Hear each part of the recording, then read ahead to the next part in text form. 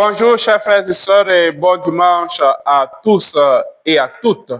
Aujourd'hui, l'Église célèbre le dimanche de la divine miséricorde.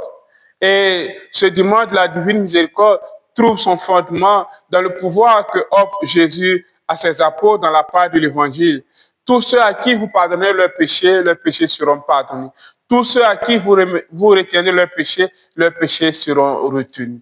Voici le Seigneur qui nous offre le chemin d'une miséricorde, le chemin du pardon. Et aujourd'hui, en Côte d'Ivoire, l'Église célèbre la journée des prisons, où les commissions justice et paix des différentes paroisses vont visiter les prisonniers pour leur manifester cette miséricorde du Seigneur qui ne condamne pas, mais qui ouvre l'opportunité à être meilleur, qui ouvre l'opportunité, la voie de la conversion et en même temps qui appelle au pardon en lieu et place de la vengeance. Oui, chers frères et sœurs, nous vous prions donc de prier pour tous ceux qui sont dans les prisons, de prier aussi pour leurs familles, de prier aussi pour les victimes.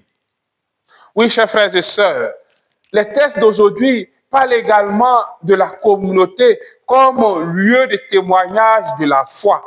Dans la première lecture, nous avons l'exemple de la communauté idéale basée sur l'enseignement des apôtres, sur l'Eucharistie, c'est-à-dire les sacrements, sur la charité et sur les signes, les miracles, les prodiges. Dans la part de l'Évangile, nous avons la communauté des apôtres qui fait l'espérance de la résurrection. Thomas, qui n'était pas là le dimanche passé, qui ne va pas croire en la résurrection du Seigneur, malgré la foi, malgré le témoignage de 10 personnes au moins. Thomas dit, tant que je n'ai pas vu, je ne vais pas croire. Mais la communauté va l'aider à faire cette expérience. La communauté ne va pas l'exclure, la communauté va l'accueillir. Il va rester avec cette communauté-là et là, il va rencontrer le Christ. Il va toucher le Christ et il dira, mon Seigneur et mon Dieu.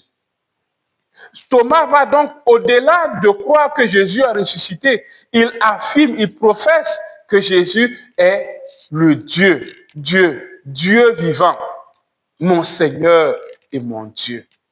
Oui, chers frères et sœurs, nos communautés, nos paroisses, nos CB doivent être des lieux de foi, des lieux où on a un soutien pour la foi, où on vient et on fait l'expérience du Christ. Nos paroisses, nos groupes de prière, nos associations, nos CB ne doivent pas être des lieux où nous venons perdre la foi, sinon des lieux où nous venons rencontrer la foi, car nous vivons le modèle. Mais vivre le modèle de cette communauté ne veut pas dire qu'il ne va pas avoir des difficultés. Saint Pierre, dans la deuxième lecture, nous parle des épreuves qui vérifient la qualité de notre foi. Chers frères et sœurs, faisons tout. Soyons ces artisans dans nos communautés qui participent au fait que nos paroisses, nos communautés, nos CB soient des lieux de témoignage de foi et surtout des lieux de soutien de la foi où on n'exclut pas celui qui s'égare, mais où on accueille. On va à la recherche de celui qui s'égare. Voilà, c'est ce que la communauté fait. Aller à la recherche de celui qui est égaré. Ne pas étiqueter, mais offrir toujours cette possibilité de revenir dans la communauté. Oui, chers frères et sœurs, aujourd'hui, prions pour les prisonniers et aussi prions pour la paix dans le monde. Avec la paix, on gagne tout. Comme le dit le pape Jean 23, avec la guerre, on perd tout. Bon dimanche de la divine miséricorde à vous. Bon dimanche des prisons également à vous. Que Dieu vous bénisse.